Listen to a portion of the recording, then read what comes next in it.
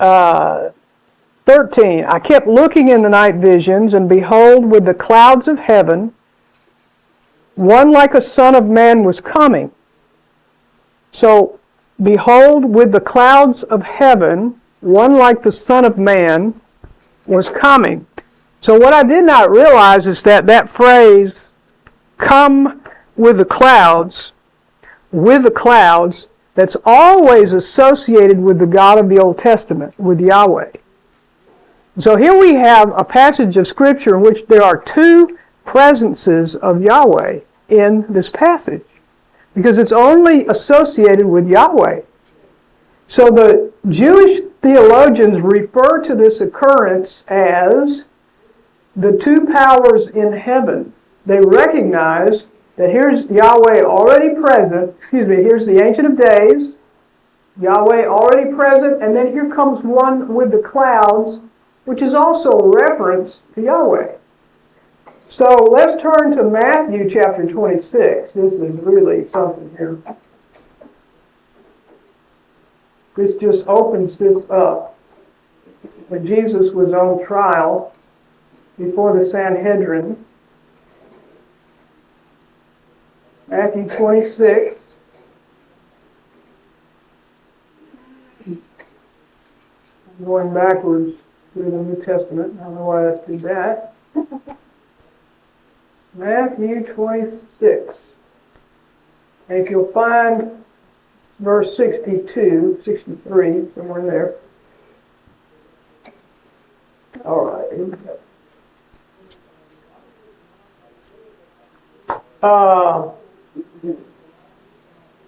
I'll start with verse 62. The high priest, this is the night that Jesus was arrested, and he's dragged out before the Sanhedrin to be tried in the middle of the night. The high priest stood up and said to him, "Do you not answer?" Vocation. So Jesus answers, and he says, "You have said it yourself. Nevertheless, I tell you, hereafter, you will see the Son of Man sitting at the right hand of power and coming on the clouds of heaven." And then the high priest, in response to Jesus associating himself with that phrase, this last week, Jesus referred to himself as the Son of Man, which is that passage in Daniel, one like a son of man coming with a cloud. So there is a definite connection there.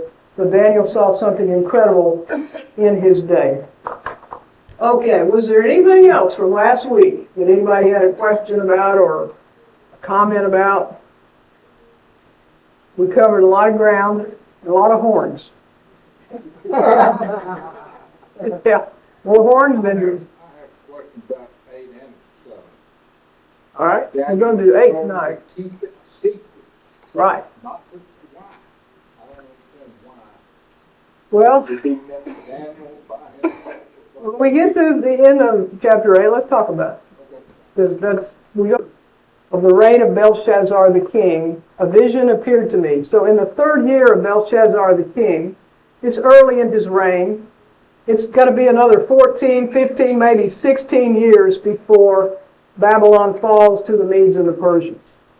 So it's still early. Daniel's probably in his 60s, and the Jewish exile to Babylon, the years are going by, and it's approaching the latter years of its duration.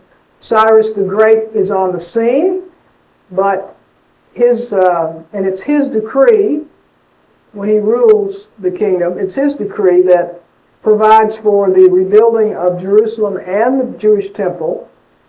But he's probably 10 years or so away from conquering Babylon. So that's still some years away. All right. So Daniel has another vision.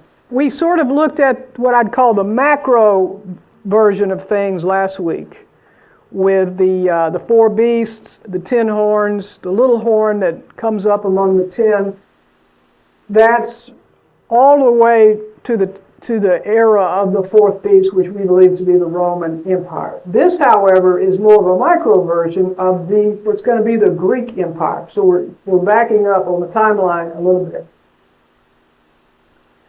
So in verse 2, I looked in the vision, and while I was looking, I was in the citadel of Susa, which is in the province of Elam. And I looked in the vision, and I myself was beside the Ulai Canal. So one of the characteristics of apocalyptic literature is that the recipient of the vision often journeys. So here's Daniel, not yet under the rule of the Persians, but he takes a trip in his vision. He sees himself in the region of Elam, and he's beside the Ulai Canal. So he's out of Babylon and in the region of Medo-Persia. And then I lifted my eyes and looked, and behold, a ram which had 2 horns was standing in front of the canal. Now the 2 horns were long, but one was longer than the other, with the longer one coming up last. How many of you have seen a mountain goat with the big horns, and they grow backwards and curl? Mm-hmm. And so here's the image of 2 horns coming around, and they're not quite equal. One dips a little lower and comes up last. Okay? It's actually longer of the 2, but it comes up last. And so there's an image presented there. I saw the ram butting westward, northward, and southward, and no other beast could stand before him, nor was there anyone to rescue from his power, but he did as he pleased and magnified himself. Now while I was observing, behold, a male goat was coming from the west, over the surface of the whole earth without touching the ground. And the goat had a conspicuous horn between his eyes. Okay, let me stop there a moment and back up. So Daniel in his vision sees a ram. The ram has 2 horns. One is described as being longer but coming up last. Now, this is similar to his vision of the 4 beasts, in which the bear was the representation of the kingdom of the Medes and the Persians. You remember that bear was raised up on one side. It had 3 ribs in its mouth. And we think that is a representation of the dominant Persian side. So even though Media or Media, however you want to pronounce it, doesn't matter. The kingdom of the Medes was in existence first, and they were adversaries of Persia. But under Cyrus the Great, he consolidated the Medes into his kingdom. He conquered them, and they became part of the greater kingdom. So the Medes appear first, but the Persians become dominant. So you have 2 horns, and the Mede appears first, then the second one comes up last. So we think that's similar to the symbol of the bear, who's raised up on one side as a symbol of the Medes and the Persians. So this ram is budding from the east. He's budding north and to the west and to the south, and no one can stand before him, and no one can rescue him from his power. He did as he pleased and magnified himself. He did, that is, until a shaggy goat makes an appearance. And this shaggy goat should be familiar to us also, because he has 1 conspicuous horn on his head, and he moves so quickly he's described as not even touching the ground. Now, in the previous vision, the kingdom of Greece is represented by a leopard, right? And it has 2 pairs of wings. So not only is it swift like a leopard, it's like a turbocharged leopard. So the kingdom of Greece moves very rapidly. Alexander the Great conquered territory in an unbelievable period of 12 years. He conquered what it took the Medes and the Persians almost 200 years to do. It was lightning fast. So here's this shaggy goat with this 1 conspicuous horn moving very rapidly. And he comes up to the ram that has the 2 horns, which I had seen standing in front of the canal, and rushed at him in his mighty wrath. I saw him come beside the ram, and he was enraged at him. And he struck the ram, shattered his 2 horns, and the ram had no strength to withstand him. So he hurled him to the ground, trampled on him, and there was none to rescue the ram from his power. Now, it's this description about the ram being enraged, the shaggy goat being enraged at the ram and rushing at him in his mighty wrath. In the history of Persia and Greece, 2 Persian kings had tried to make incursions into Greece and absorb Greece into their territory, but they were not able to do so. One was Darius I, not to be confused with Darius the Mede. Different Darius, came later. and the other was Xerxes the first. So Alexander, the son of Philip II of Macedon, has a memory of these Persian incursions of many years before, 150 years maybe, 100 years. And so he carries the memory of that in his battle plan, which is actually his father's. His father has a plan to take on the Persians. He dies prematurely. Alexander just takes his war plans and carries them out. And he's very successful against the Medes and the Persians. He is highly outnumbered, but he's such a military genius, even at this young age, he is successful. And so he is able to put down this ram, and he tramples him to the ground, and there was none to rescue the ram from his power. Okay, verse 8. Then the male goat magnified himself exceedingly, but as soon as he was mighty, the large horn was broken, and in its place there came up 4 conspicuous horns toward the 4 winds of heaven. Again, this is very similar to the prior vision. That leopard has 4 heads, right? So the conspicuous horn on the shaggy goat is Alexander the Great. He's the first king of the Greek Empire, and we know that further in the text, beginning with verse 20. The ram which you saw with the 2 horns represents the kings of Media and Persia. Verse 21, the shaggy goat represents the kingdom of Greece, and the large horn that is between his eyes is the first king. Alexander is the first king of the Greek Empire. It's really great when the Bible explains itself to us, isn't it? Okay, so let's go back to verse 9. 8. And this large horn is broken, and 4 horns grow up in its place. So Alexander, now if you look at the back of your handout, there's color maps. There's 2 of them. One is, on the front side, is a map of the entire territory of the ancient Greek Empire. Can I borrow your map just a moment, Suzanne? Now if you will look,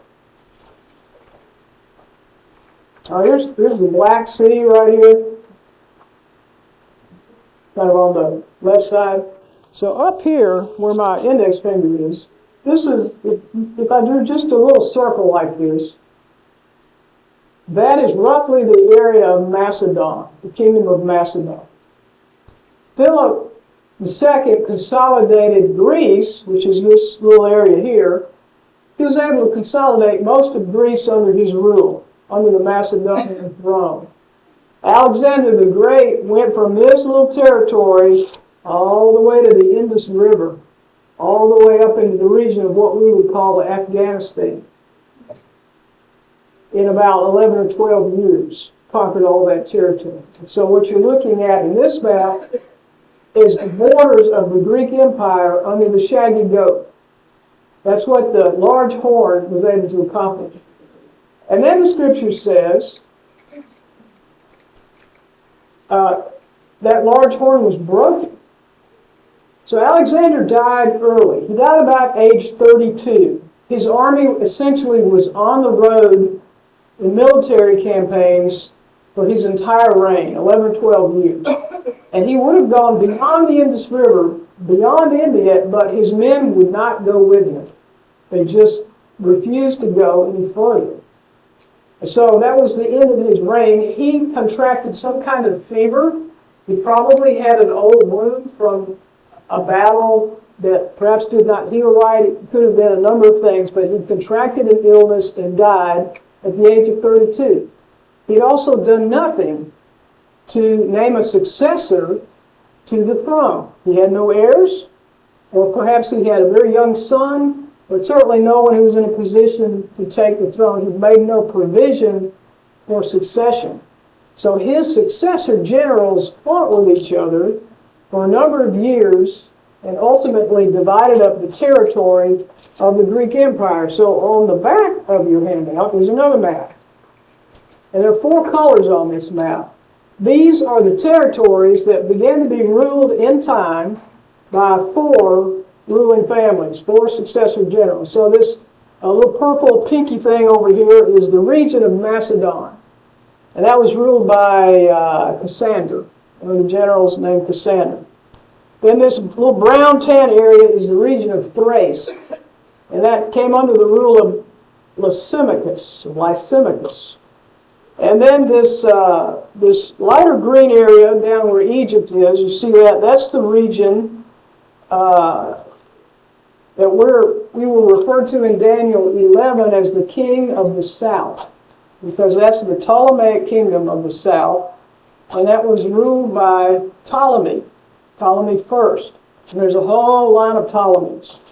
And then this much larger dark green area is the region that we'll refer to as Syria, and it's the bulk of the Persian Empire, and the Seleucid kings ruled this territory. Now if you look down here up from Egypt, you'll see a little city called Tyre. Tyre is north of the land of Israel. Jerusalem will be down here in this region of Egypt. And so the issue will become later, you've got the king of the south contending with the king of the north, and they are back and forth for a period of years, and guess who's caught in the middle? Who's caught in the middle? Israel. The people of God, the Jewish people, are caught in between the truth movements over a period of years. Sometimes they're under the rule of the Ptolemies. Sometimes they're under the rule of the Seleucid kings. And there's a particularly bad Seleucid king who's described as the little horn in chapter 8, and that's the infamous Antiochus Epiphanes IV. We'll talk about him, thank you, in just a moment. All right, where was it? We are in verse 9. So let's talk about the little horn for a moment. Now last week in chapter 7 we identified a little horn that was manifested in the time of the Fourth Empire, the Roman Empire. This is also a little horn here, but this is part of the Greek Empire. The same rules apply. Little horn, big trouble. Little horn, big trouble for God's people. But it's a different ruler. This is a Greek ruler. In particular, we're going to find out that this is Antiochus Epiphanes IV. So one of these four horns, they grow up in place of the horn that breaks off. One of them came forth a rather small horn, which grew exceedingly great toward the south, toward the east, and toward the beautiful land. Anybody know what the beautiful land is? Yeah, it's the land of Israel. It's God's land, the Holy Land, we call it. So this little horn, in verse 10, it grew up to the host of heaven. And it caused some of the host and some of the stars to fall to the earth, and it trampled them down. It even magnified itself to be equal with the commander of the host, and it removed the regular sacrifice from him, and the place of his sanctuary was thrown down. All right, let's pause there for a minute. Now we got to remember we are reading an expression of apocalyptic literature. So things are very much in the terms of symbolism and image. So I want to address verse 10 about how this little horn grew up to the host of heaven and caused some of the host and some of the stars to fall to the earth. All right, now first of all, if stars had literally fallen out of the sky, you and I would not be sitting here tonight. Because that's the universe imploding in on itself. So it's not a literal expression. Now the host of heaven, this is an expression that refers to the people of God. Because they're associated with heaven. It's not the angelic host.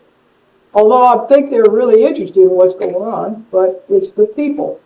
And this little horn causes some of that host and some of the stars, which is another way of saying they're leaders, to fall to the earth. And it trampled some of them down. Now, the stars, normally the stars, planets, moons, all those things exist and move in a fixed, stable order. Right? When things start falling out of the sky, that is just bad. That is bad, bad, bad, bad, bad. So here's a picture. That fixed, stable order is now in turmoil because the little horn is contending with it. And that is a reference to the persecution and even the martyrdom was to trample some of them down, of the Jewish people and their leaders. Okay? So as a result of this movement by the little horn, their fixed order of life in Jerusalem and in the land of the Jews it's going to be in great turmoil as a result of the terrible things done by Antiochus IV. So we don't take that symbolism literally. Actual stars and planets are not falling to the earth in this time in some sort of an end-of-the-age cataclysm. All right? Now, how many of you remember the story of Joseph when his brothers sold him into slavery, took his pretty multicolored coat and dipped it in an animal's blood and tried to convince his father he'd been killed by animals? Well, prior to that time, he'd had a couple of dreams. And in one of those dreams, his family members were represented by the sun, moon, and stars. So that's another way of symbolic representation where the host and the stars are not literally those things, but they represent people. Now there's another example. I've given you the scripture in your handout here. Isaiah chapter 13, verses 9 and 10. Another example of this poetic style of apocalyptic literature. And here's what Isaiah prophesies concerning the judgment that's coming to Babylon, the power that's put Israel in exile. Behold, the day of the Lord is coming, cruel with fury and burning anger, to make the land a desolation, and he will exterminate its sinners from it. For the stars of heaven and their constellations will not flash forth their light. The sun will be dark when it rises, and the moon will not shed its light. So again, this is not a literal, the lights are out with the stars in a literal fashion, but rather it's given to express the turmoil and the chaos of the judgment that is coming upon Babylon by the hand of the Lord. Okay?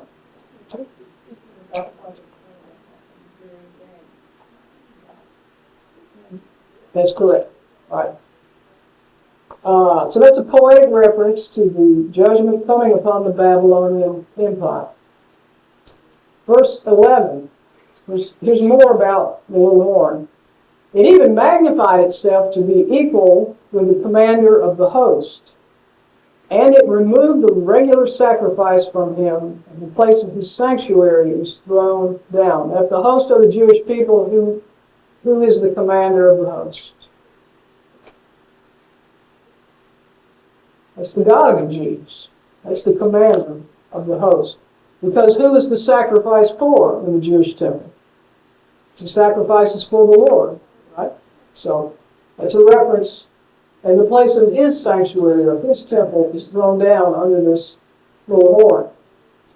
All right, so now there is a lot of history that I will touch more on later in this chapter, maybe next week, not tonight so much. But Alexander the Great, as a ruler, actually had a lot of tolerance and respect for the religion of the conquered people in his empire. He, for example, when he went into Egypt, he worshipped in the temples of the Egyptian gods, and that earned him respect and acceptance among the Egyptians. They actually welcomed him as their new pharaoh. He did the same among the Persians. He would worship at the Persian temples and embrace their religion, and they, as a result of that, more readily accepted him. He did the same with the Jewish people. Alexander the Great went to Jerusalem. He did not destroy anything. He had respect for the Jewish people and their faith. He didn't tear it down. And that pretty much was what followed Alexander, but not Antiochus IV. Now, one thing that Alexander did was he saw himself as the savior of the conquered people, bringing the wonders and the virtue of Hellenism to the conquered people. Greek language, Greek art, Greek culture, Greek ideas. Antiochus just wanted to impose Hellenism on his territory. He had no patience with people. He had no respect or regard for Jewish custom or law or their manner of worship, and he would settle for nothing less than full assimilation of the Jews into Greek thought and culture. So when a portion of the Jews did not want to be assimilated and pushed back on that, it just made him angry and frustrated. And so he would eventually violently persecute them in his campaign to impose Hellenism fully on the Jewish people. There were two factions of Jews in the land at that time. There was actually a Hellenistic faction. You can read about the Hellenistic Jews in the book of Acts. So there's a disagreement that broke out between the servant and widows, right? Between the Hellenistic Jews and the others. So there's a faction of Jews living that are back in the land at this time, and they are embracing Hellenism. They think it's great. In fact, the brother of the high priest at that time changed his name from Joshua to Jason in an effort to just absorb Greek culture. But there's also a devout faction of the Jews, the conservatives, who want nothing to do with Hellenism. They want to keep the law, they want to observe the Torah, they want to remain loyal to Yahweh. So there are two factions in Jerusalem at this time. And I think the Hellenistic Jews are thinking, this is going to give us a little protection from Antiochus. But it doesn't.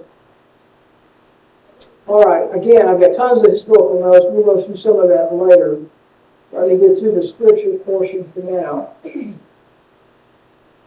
All right, I need to talk about a major event in Antiochus, what makes him the Antichrist in this scenario, what makes him the little horn, why he causes so much trouble, how he comes to, as the scripture says, remove the regular sacrifice from him and throw the sanctuary down.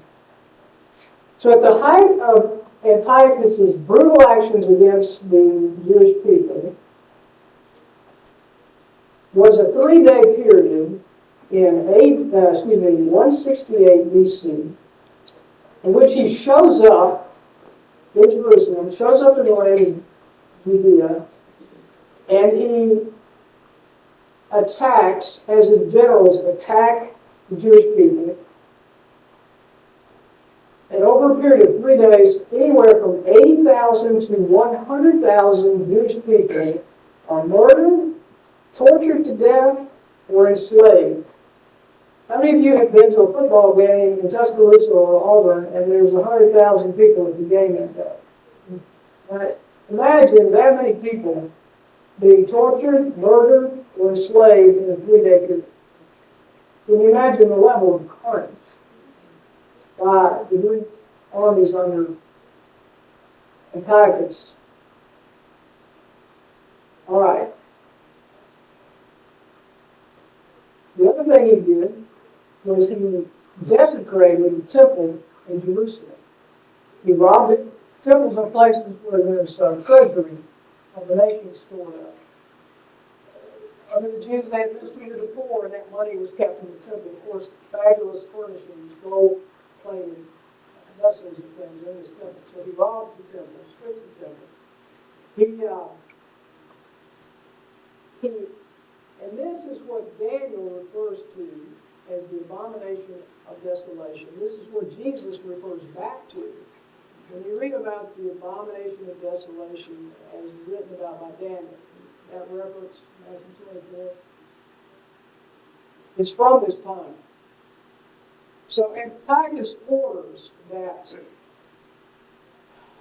in what we would call the Holy of Holies, where the Ark of the Covenant rested, that an altar to Zeus be set up in that place, and pigs be sacrificed to Zeus upon that altar. And so they did that.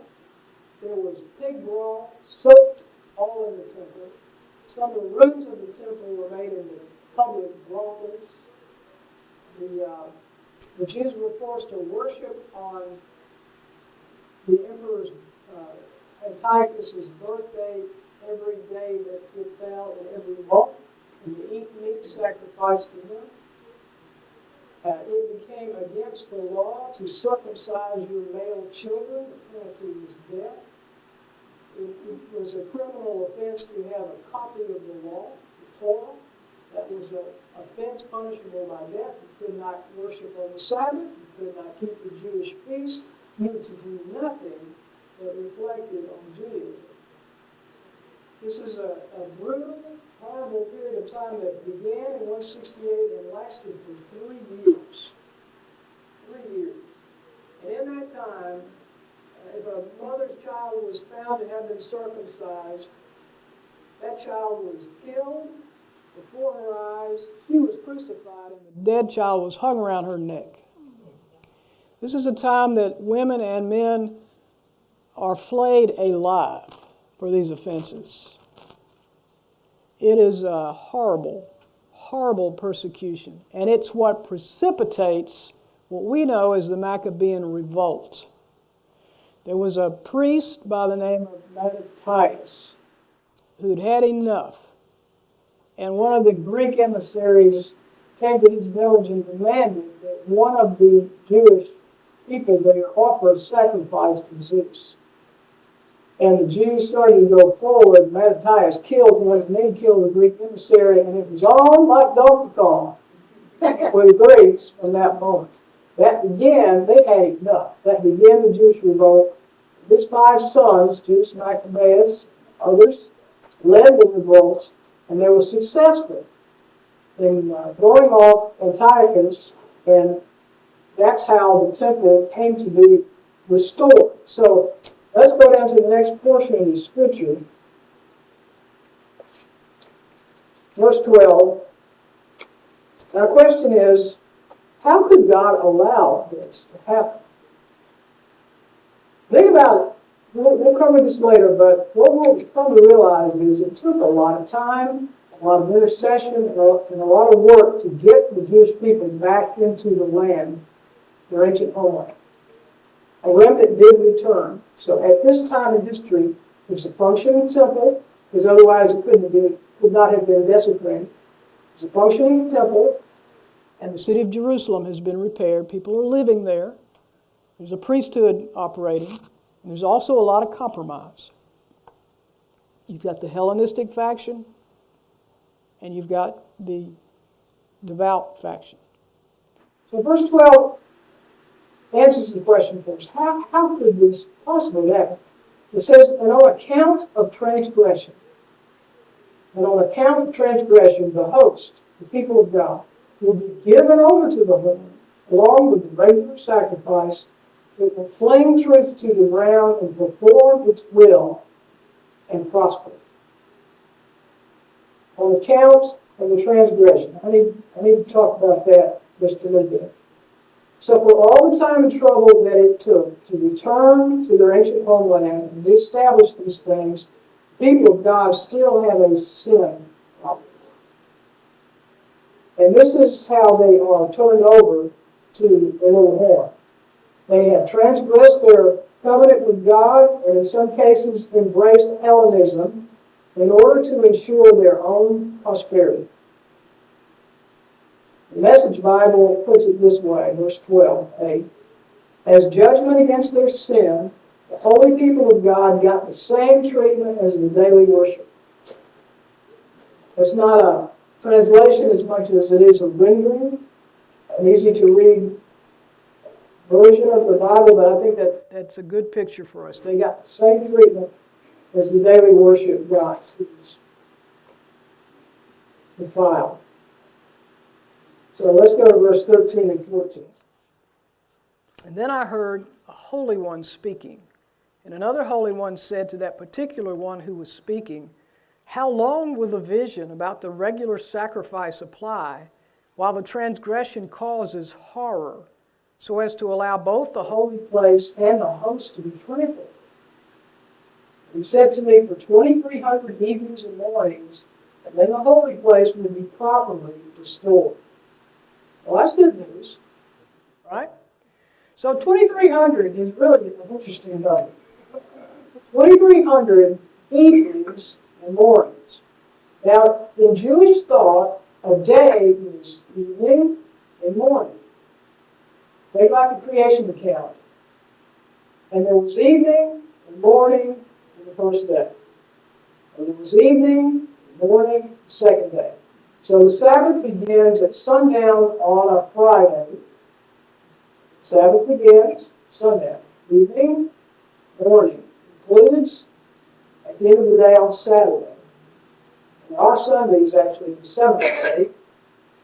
So Passover begins in the evening with sundown. Passover celebration begins, the meal, the Seder begins at sundown, evening, and morning. So the day begins in the evening, concludes the day, when the sun comes back down again. That's the conclusion of that day. So 2,300 what? Evenings and mornings. So that's the way the Jewish people reckon a day. Now, the other thing we need to know about Daniel chapter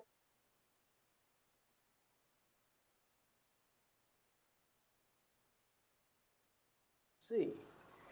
We also know that the temple was cleansed and rededicated in December of 165 BC, almost 3 years to the day that it had been defiled. So it seems reasonable that a period of 1,150 days is the correct understanding.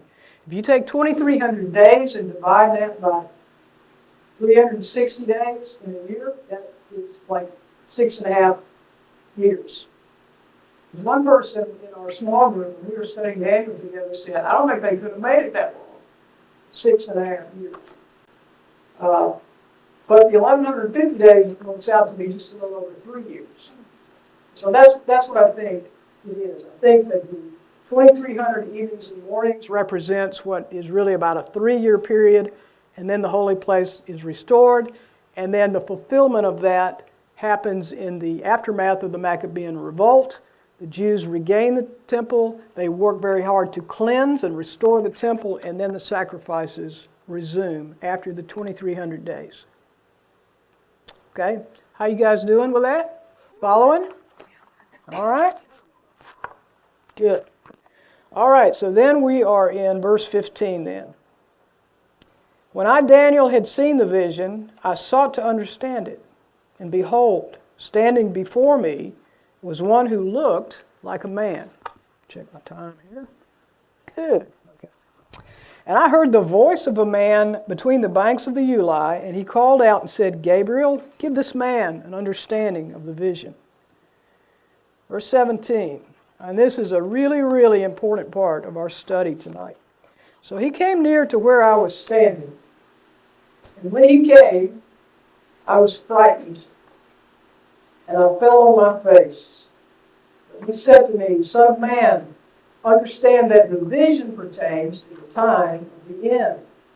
Now while he was talking with me, I sank into a deep sleep with my face to the ground, but he touched me and made me stand upright. This encounter Daniel has is so overwhelming to his mortal frame that he just falls out in the spirit into a deep sleep, and this person touches him and raises him up. Now while he was talking with me, I sank into a deep sleep with my face to the ground, but he touched me and made me stand upright. He said, Behold, I'm going to let you know what will occur at the final period of the indignation, for it pertains to the appointed time of the end. Now, I don't know about you, but I have read that in years past and thought, wow, this has got to be the end when the Lord returns. But I've realized it is not.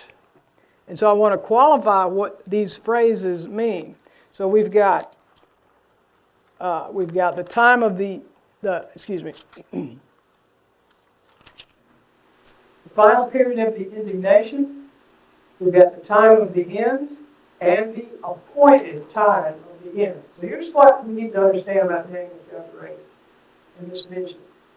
That this time of the end is not a reference to the consummation of the ages, to the return of Christ. This appointed time of the end has to do with the end of the conflict associated with the Jews being in exile and out of their land. Remember, Isaiah said, you're going into exile for 70 years, but I will bring you back to this land. And so when God chastises his people, it's not final, it's redemptive. Judgment is not final. Wrath is final. And so in this redemptive judgment of God, there's an appointed end. It will not go on forever. This exile will end. A remnant will return. And people will be reestablished in the land. God promised that. So when Daniel 8 is talking about the time of the end, the final period of the indignation, what an indignation to be exiled from your country because you broke in covenant with your God, and now you're in a foreign land, and you're living, and your life and everything is subject to the whim of who's ever ruling you at that time. The indignation and the appointed time of the end. All that is connected to the punishments from the Lord at the hand of the Gentiles.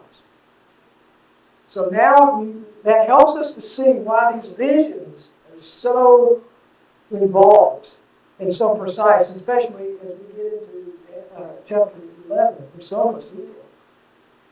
So this began for them with the Babylonian exile, and they're to be there for 70 years. And during this time,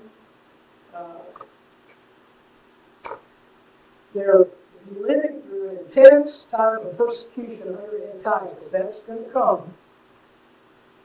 However, there's an end to this in sight, and the end has been determined by God.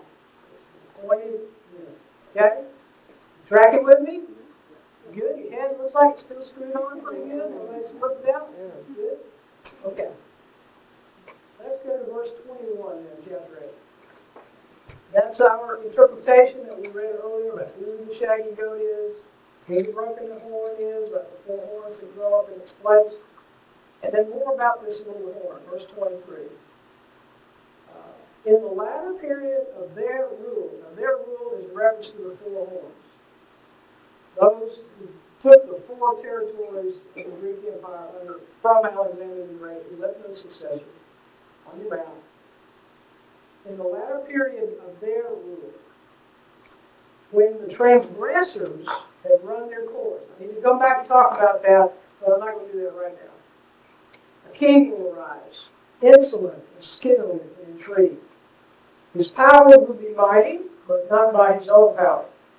And he will destroy to an extraordinary degree and prosper and perform his will. He will destroy mighty men and the holy people. 80 to 100,000 people brutally murdered or enslaved in 3 days. Okay? Dikes and more. And through his shrewdness, he will cause to succeed by his influence. And he will magnify himself in his heart. And he will destroy many while they are at ease. He will even oppose the friends of princes, but will be broken without human agency. The vision of the evening and mornings which has been told is true. But keep the vision secret. Here's the answer, Jane. For it pertains to many days in the future.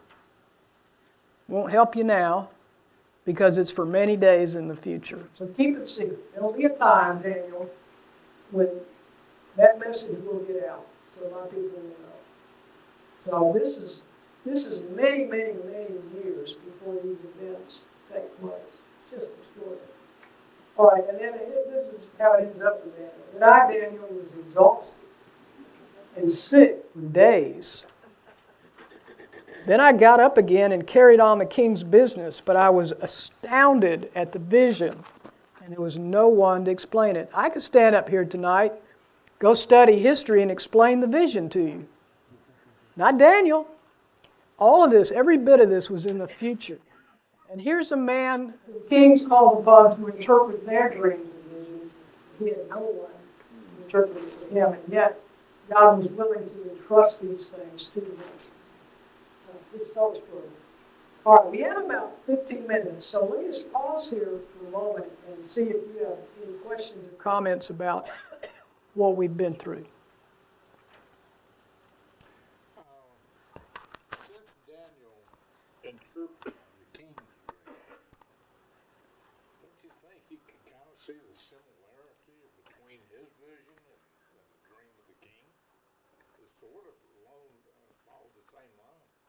I think to a point he probably could. I think he recognized the beast that represented Babylon. I think the representation of the ram was familiar because there was coinage in the days of the Persian Empire that had the ram on it. So I think there were things in there he would recognize. But in terms of the whole beginning, the end understanding, of course, that very horrifying thought was going to be a little horn that the host would be given over to. And they're going to take away the sacrifice from the commander of the host. They're going to overthrow his sanctuary, and how horrible, how terrifying that must have been. And yet this assurance, at the end of the 2,300 days, it's going to be okay. It'll be restored. But trying to make sense of all that. He was interpreting what the kings and what was happening with them. This is happening Yep, with people. that's right. And it's a lot harder to apply one to the other when that's for them, you know. That's right. Still in exile in Babylon during the vision, chapter 7, and the vision 2 years later in chapter 8. Still in exile. The time's ticking off, still in exile. And he'll still searching the scriptures. What is the size of Israel now compared to what it was then? Has it grown any? I know I was over there years ago, and they were talking about getting Jewish people that are living in other countries, enticing them to come back, even paying them, finding a home for them. Yeah, you're talking about making Aliyah. Well, first of all, in the ancient world during this story, they were under the dominion of whatever Gentile king had conquered that territory. So they were back in their land, but they had a foreign government. So, did they have a border? They had a region known as Judea, they had a region known as Samaria. They were ruled by either a king of Egypt or a king of Syria, Ptolemaic king or a Seleucid king.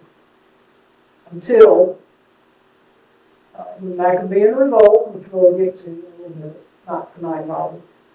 And they enjoyed self-rule for maybe 100 years under the Hasmonean kings.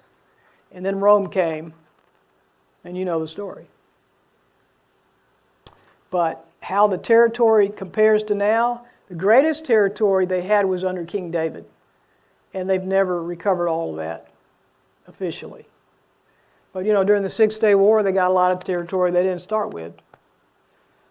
The entire Sinai Peninsula, lots of things that they ended up parceling back because of pressure. So they did not have the Golan Heights before the 6-Day War. Now they have it. It's very crucial to their defense. Going back to verse 26. Yep. Talking about, so, verse 26 infers that Daniel was shown things that he was specifically instructed not to write down, or not to talk about, or not to reveal. So he was revealed things by, Angel Gabriel, whoever's, in the process of showing him these visions. And it says the reason they give for not revealing it is because it pertains many days in the future. So, and again, at that point you get into speculation. Yep. You don't know the answer, so you just kind of speculate. But what would kind of be the purpose of revealing something to Daniel that he was not supposed to write down? And if so, is there any evidence in the Bible that suggests that what Daniel saw was revealed at a later date, or? Well, he was not instructed not to write it down. He was just instructed to keep it secret. So he definitely wrote it down. It was definitely recorded. It had to be, otherwise who would have it? Okay. Not only that, those visions became the encouragement to those searching out to know the truth. So that section is referring to the vision he had just witnessed. Yeah. Okay. There- So he did write it down, he just didn't share it to the people Yes. of the time. He was instructed not to get up on a pedestal and go, Whatever. This is what's happening. And this is what's going to happen. He followed his instruction and kept it secret. He stewarded it. He preserved it. He carried it forward. They're still in exile and will be for a few more years. There's a lot that has to happen. But you know, it's not really that much different than we today as far as the watchman goes. Mm-hmm. That's what he was. He was a watchman. You get the vision and you watch. You pray it through. And the reason you can't share it is because of what could come against you or what could bring Right. you down. You have to watch and care for it. And that's what he did. Now, 350 years, obviously we don't do that today. You got to know when to hold it. Know when to hold it.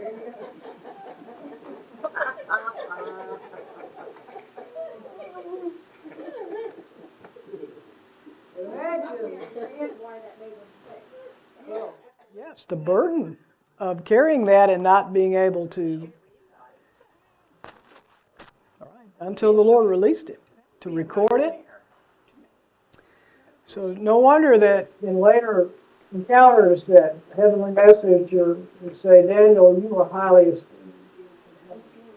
Just the trust that God had in him. Because, you know, most of us be like, okay, I'm not supposed to tell anybody. Don't tell anybody I said anything. That's right. That's right.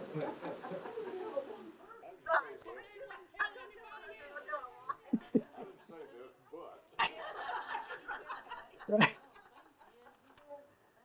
Okay, so let's see, where are we? You read all the scripture, right? I want to comment on verses 23 through 26. Close this up, and I will save the detailed history lesson that's part of this for next week. And then we'll probably start into chapter 9 as well.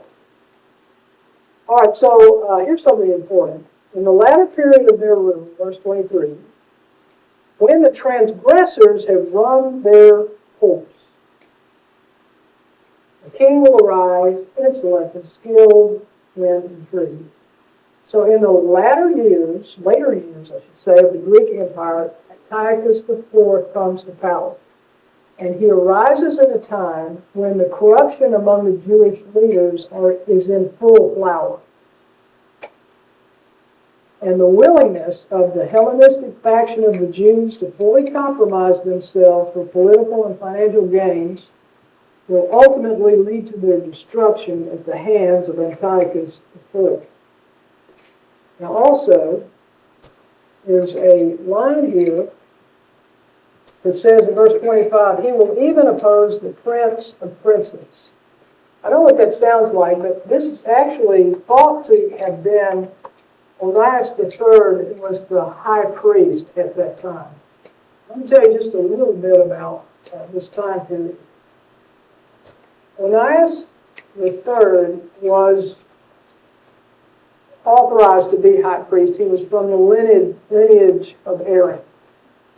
So he was there qualified to be high priest. He was a conservative, pious Jew. He had a brother named Joshua, who also by lineage would have qualified to be high priest. But Joshua embraced Hellenism, changed his name to Jason, and he began to maneuver to take the high priesthood from his brother. In the process, Onias III was murdered. Joshua, sent a messenger to Antiochus IV with a large gift of money because he wanted him to appoint him as the high priest. And so he was willing to pay a bribe to gain the high priesthood of Israel. His messenger was named Menelaus. Menelaus took an even larger gift, and he bribed Antiochus for the high priesthood.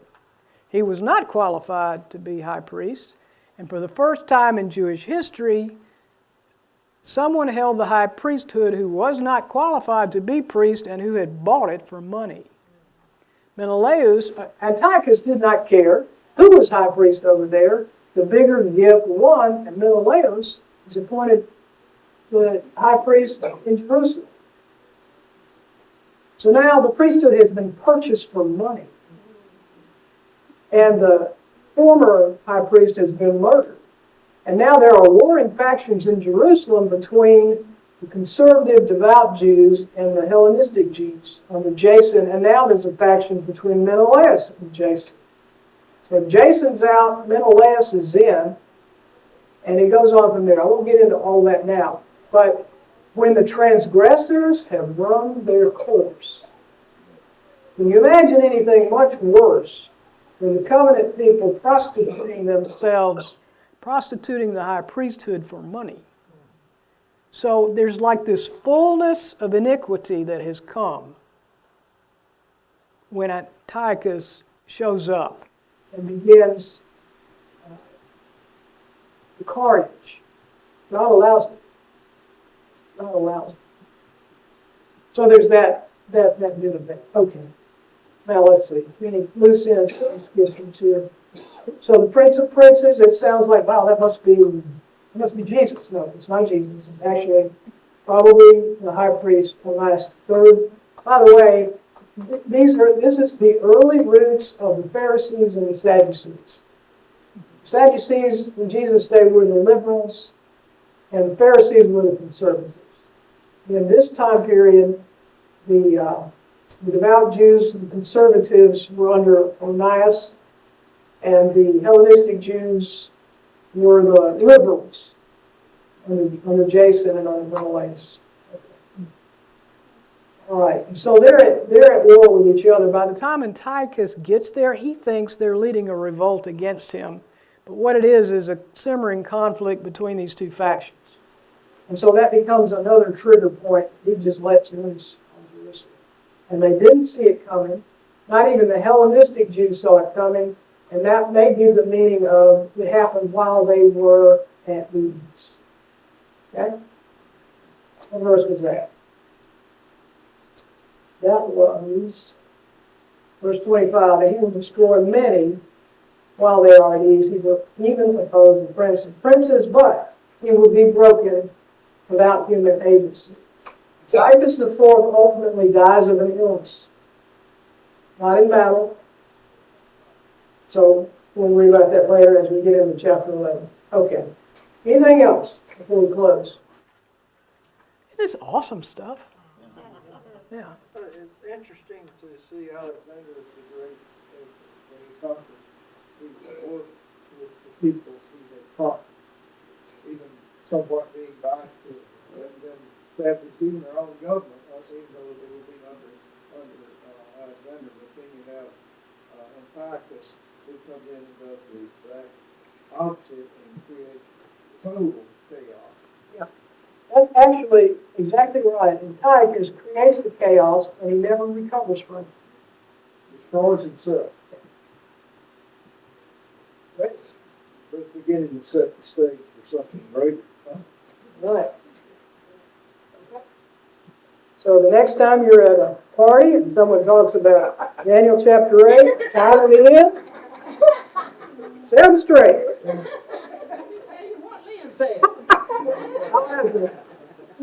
One thing about Alexander the Great, his reputation, once he had established it, did the work for him. He would show up at the gates of the city, and the people there were already willing to be his subjects. He didn't have to destroy the city. They would march out and present him the key to the city, essentially. Because they knew what was going to happen if they didn't. Right. So he would essentially just celebrate, have a party there at the city. They'd entertain him, and then they started paying him whatever he asked for. You know, they bought their lives, and he would establish somebody as his ruler there and march on to the next city. And he moved so quickly, his reputation preceded him. But a lot of times he didn't have to fight. People were willing to surrender as soon as he showed up on the horizon. Yeah. It was incredible. His administration was just trying to find somebody to leave in charge while we went on the next place. Yeah. Great. Good comment. Anyway, I will not get into any more of the history tonight because your eyes will roll back in your head. It can be potentially tedious. I don't think it is. I think we can get through it so that we know how these things go. Because we kind of need to know, okay, how did they get back in the land? What happened in there? What was happening in the kings up to Antiochus? There's some interesting things there. So that's all I have for you tonight. Vicki, would you like to close us in a word of prayer? Can I ask you to do that? Thank you. Thank you for not having Bible that we can put together and hear multiple words and listen from them. We appreciate her so much. And we just ask that you keep us up as we go on. And this visit was just kind of reading through this and everything. It should just open our eyes and give us more wisdom and grace by this kind of deal. So just guide us up along.